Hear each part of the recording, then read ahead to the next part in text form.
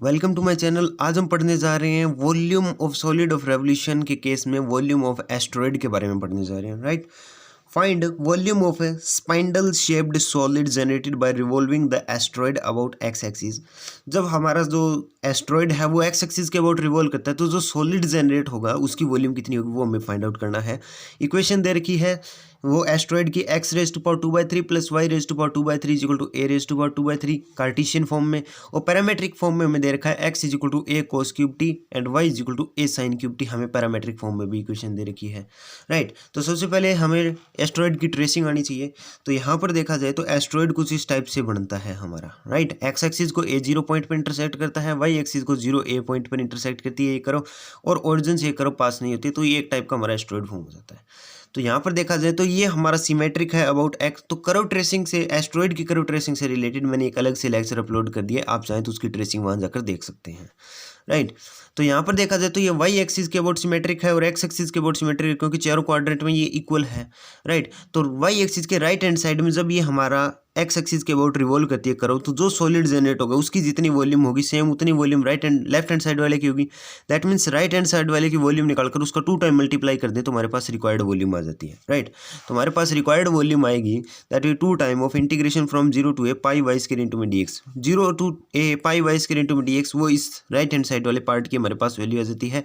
ये हमारा फॉर्मूला होता है। राइट, तो यहाँ पर dx क्या आएगा, तो x अपने को दे रखा है a cos क्यूब t, इसको डिफरेंशिएशन कर दिया विद रिस्पेक्ट टू t, तो हमारे पास आ गया dx is equal to minus के 3a cos square t sin t आ गया। Right, with respect to x कर रहे हैं और x किसकी फॉर्म में है, t की फॉर्म में है, तो हमारे पास लिमिट है वो भी t की फॉर्म में होना चाहिए। जब हमारा x 0 है इन दैट केस हमारा t की वैल्यू क्या आएगी, 0। सॉरी, x 0 है इन दैट केस हमारी t की वैल्यू क्या आएगी, π/2। और जब हमारा x क्या है, x की वैल्यू a है, x की वैल्यू जब हमारी a है इन दैट केस हमारी t की वैल्यू क्या आएगी, t की वैल्यू हमारी 0 आनी है। राइट, तो हमारे पास इंटीग्रेशन की लिमिट हो जाएगी π/2 से 0 के बीच में। पाई वाई स्क्वायर की वैल्यू क्या है, y की वैल्यू दे रखी है हमारे पास, y की वैल्यू दे रखी है a sine cube t, y is equal to a sine cube t दे रखा है। y स्क्वायर पुट करेंगे तो a स्क्वायर साइन की पावर 6t आ जाएगा इंटू में dx क्या दे रखा है, माइनस के 3a cos square t sine t, तो आ जाएगा माइनस के 3a cos square t sine t into में dt। ये हमारे पास वैल्यू पुट कर दी। अब यहाँ पर देखते हैं पाई कॉन्स्टेंट है 12 आ जाएगा, यहाँ पर a है a स्क्वायर है a क्यूब 12 आ जाएगा, माइनस के 3 12 आ जाएगा क्योंकि कॉन्स्टेंट टर्म है। राइट, अंदर क्या बच गया, साइन की पावर 6 और 1 की एक कितनी होगी, साइन की पावर 7 और cos स्क्वायर t, ये हमारे पास बच जाता है।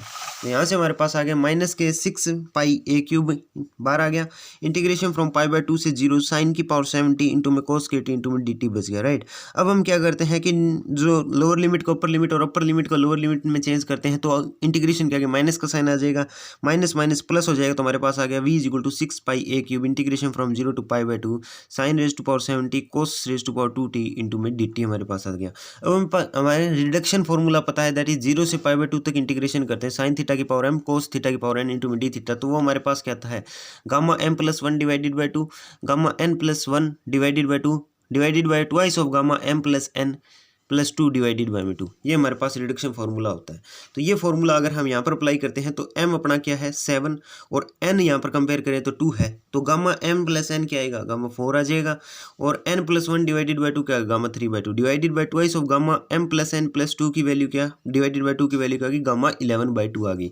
राइट, और एक फार्मूला हमें पता है कि गामा n प्लस 1 किसकी वैल्यू के इक्वल क्या आता है, n गामा n के इक्वल आता है, और गामा 1/2 की वैल्यू क्या होती है, अंडर रूट ऑफ पाई के इक्वल होती है। राइट, तो ये सभी चीज़ें अगर हम यहाँ पर अप्लाई कर देंगे तो हमारे पास आएगा v इज इक्वल टू 2 से ये कैंसिल हो जाएगा, 2 से ये कैंसिल होगा तो यहाँ पर क्या आएगा 3 आ गया, दैट मीन्स ये क्या आ गया 3 पाई a क्यूब आ गया।